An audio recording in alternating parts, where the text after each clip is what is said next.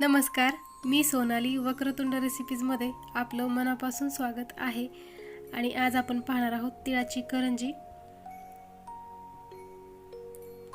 Sweet dish, खूप yummy अशी. चला तर मग यासाठी लागणारं साहित्य पाहूया. तर इथे 1.5 पावशर मी गूळ घेतलेला आहे, बारीक करून. भाजलेले तीळ मिडियम आचेवर भाजायचे आहेत, छान खमंग असे. विलायची आणि साखर यांची मी पावडर करून घेणार आहे. नारळ, काजू, बदाम यांची सुद्धा मी पावडरच करून घेणार आहे. तर इकडे आधी मी तेल गरम करून घेतलेलं आहे मोहनसाठी आणि अर्धा किलो रवा घेतलेला आहे. तर सगळ्यात आधी आपल्याला विलायची आणि साखरेची पावडर करून घ्यायची आहे. या पद्धतीने पावडर केली तर विलायची खूप बारीक होते त्यामध्ये. त्यानंतर आपण खोबऱ्याचा किस करून घेऊया. तोही छान बारीक झालेला आहे. आणि आता काजू बदामाची पावडर तयार करून घेऊया.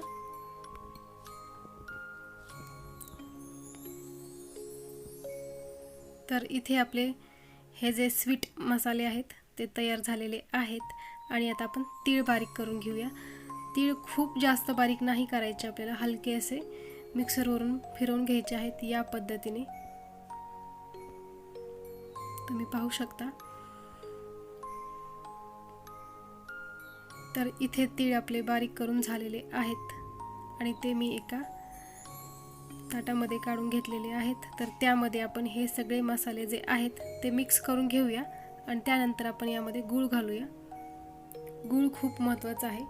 साखर घातली तरी चालते, पण गुळामुळे अप्रतिम याची चव येते. तर तुम्ही गूळच घाला. पण तुम्हाला गूळ नसेल आवडत तर ऑप्शन साखर आहेच. तर हे छान मी मिक्स करून घेतलेलं आहे आणि हे मी पुन्हा एकदा मिक्सरवरून बारीक करून घेणार आहे.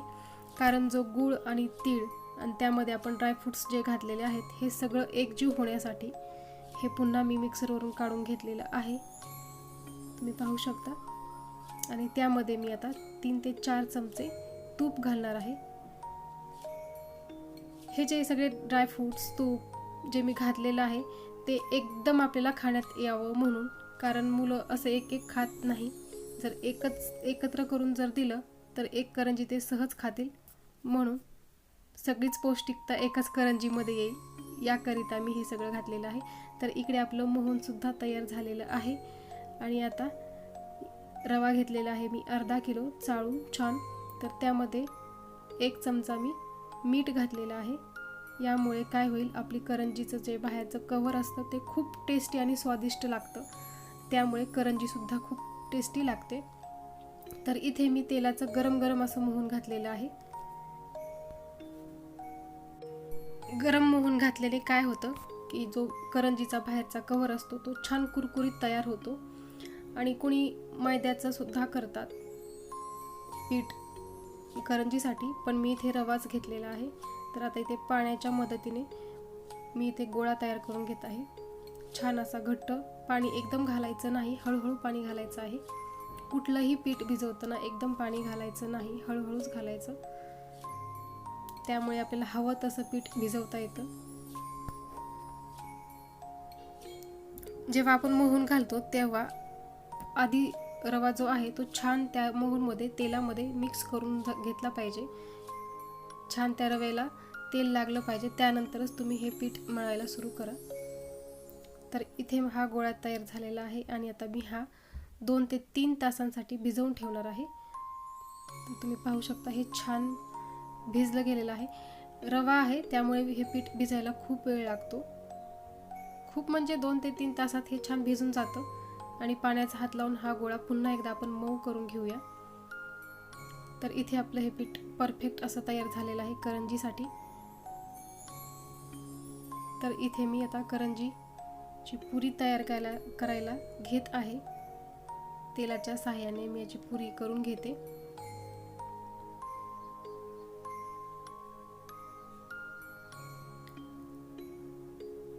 या पद्धतीने तुम्ही पाहू शकता.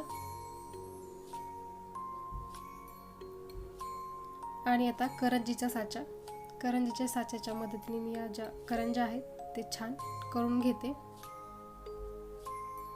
हातानेच करायचे म्हणा. आता हे करंजीचे साचे वगैरे निघाले. करंजीचा साचा जेव्हा वापरतो तेव्हा आपल्याला ही पुरी करंजीच्या साच्यापेक्षा 1.5 पट तरी मोठी करायला लागते. तेव्हा यामध्ये करंजी छान परफेक्ट अशी तयार होते.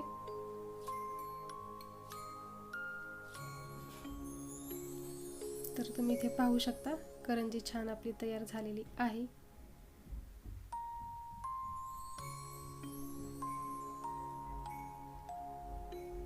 तर दुसरी सुद्धा करंजी मी याच पद्धतीने तयार करून घेते.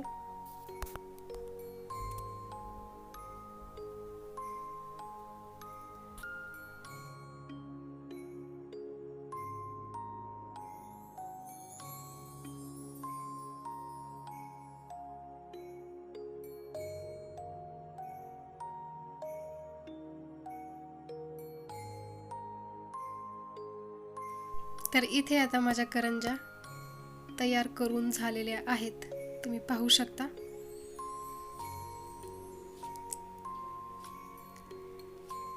आणि आता तेल सुद्धा इकडे गरम झालेलं आहे. तर आता या करंज्या मी पूर्ण तळून घेते. जेवढा करायला जास्त वेळ लागतो करंज्या, तेवढ्या तळायला खूपच लवकर होतात. अगदी झटपट अशा पटकन तळून होतात. करायलाच खूप जास्त वेळ लागतो. तर छान ब्राऊन होईपर्यंत आपल्याला ह्या करंज्या तळून घ्यायच्या आहेत.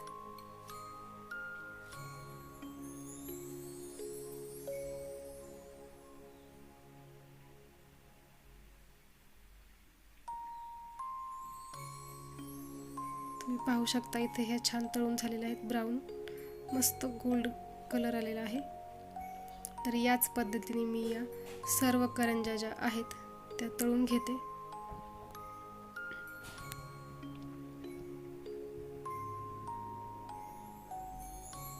वाव, खूप छान असा गोल्ड कलर आलेला आहे करंज्याला सुद्धा आणि खाण्यासाठी सुद्धा अप्रतिम याची टेस्ट आहे. तर एका प्लेटमध्ये आपण ह्या सर्व करून घेऊया.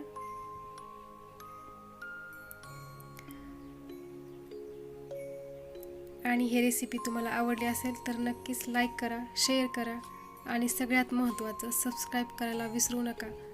थँक्यू.